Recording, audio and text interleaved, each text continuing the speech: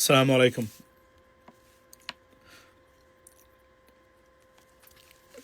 আপনারা জানেন যে ওসমান হাদির উপর আক্রমণের পর গোটা বাংলাদেশ কাঁদছে। ভিডিওর শুরুতেই আল্লাহর কাছে প্রার্থনা করি যেন উনি হাদিকে আমাদের মাঝে ফিরিয়ে দেন। হাদি ভাই ফিরে আসেন, কারণ আপনিই আগামীর বাংলাদেশ। আপনারা বিহীন বাংলাদেশ সত্যিকার অর্থেই অস্তিত্বহীন। দুঃসংখ্যার কথা বলি যে আমি শুনলাম যে হাদির খুনি যারা আছে এদেরকে অ্যাক্টিভলি এদের মুভমেন্টে এবং এদেরকে হাইড করা এবং বাংলাদেশ থেকে বের করে নেওয়ার সরাসরি প্রত্যক্ষ পরোক্ষভাবে একটি বিদেশি দেশের পার্শ্ববর্তী দেশের মানে হাইকমিশন এবং গোয়েন্দারা সরাসরি কাজ করতেছে। আমি সরকারকে অনুরোধ জানাচ্ছি, আপনারা এই সংস্থার হাইকমিশনের চতুর্দিকে সিসিটিভি ক্যামেরা এবং তাদের যারা যারা আছে এদের মুভমেন্টটাকে ট্র্যাক করুন। অত্যাধুনিক যত টেকনোলজি লাগে প্রয়োজনে তুরস্কের কাছে জিজ্ঞেস করে বা চীনের কাছে জিজ্ঞেস করে এই টেকনোলজিগুলা বাংলাদেশে নিয়ে আসুন, নিয়ে এসে এদেরকে ট্র্যাক করুন এবং এদের এই ভয়ঙ্কর অপরাধের সাথে কারা জড়িত, এই বাংলাদেশকে আহত করা বা নিহত করার প্রচেষ্টায় কারা জড়িত সরাসরি এদেরকে আইনের আওতায় আনা হোক। এটাই আমার আজকের এই ভিডিওর মূল মন্ত্র। আমি আবার বলছি, হাদির জন্য কাঁদছে বাংলাদেশ।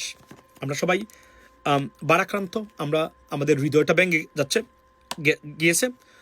আই ফিল পার্সোনালি এবং all Bangladeshi feel heart broken right now, ladies and gentleman.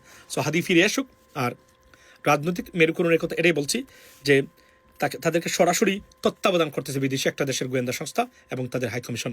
এখানে অনতিবিলম্বে সরকারের অতি তৎপরতা আমরা দেখতে চাই। 48 ঘন্টা মানে যেন পেরিয়ে না যায় হাদির এই খুনিদের গ্রেপ্তার করতে, সেটা আমরা সরকারের কাছে দাবি জানাচ্ছি। আর আরও একটি দাবি জানাচ্ছি সরকারকে, আগামী 2 মাস ইলেকশন পর্যন্ত বাংলাদেশকে স্থিতিশীল রাখতে গেলে আপনারা প্রয়োজনে আপনাদের উপদেষ্টা পরিষদে কিছু এডিশন করুন, রিশাফল করুন। এর বাহিরে আমি দেখতেছি না অন্তকে।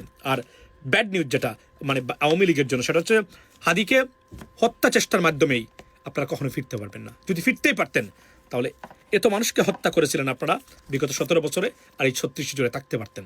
বরং এটা আপনাদের অস্তিত্বহীনতাকে আরও অস্তিত্বহীন করে দিবে। সেটাই প্রমাণ হবে বাংলাদেশের আগামীতে। এবং শেখ হাসিনার এই ভুল সিদ্ধান্তই আওয়ামী লীগের যে দালাল যারা আছেন সোশ্যাল মিডিয়াতে এখন বা সাংবাদিকতার নামে বিভিন্ন মিডিয়াতে, তারা অস্তিত্বহীন করে দেওয়া হবে আইনের মাধ্যমে। That's what it is. ভালো থাকবেন। কথা হবে যাওয়ার আগে আবার বলি, হাদি ভাই ফিরে আসুন। সারা বাংলাদেশ অপেক্ষা করতেছে আপনার জন্য। ভালো থাকবেন। আসসালামু আলাইকুম।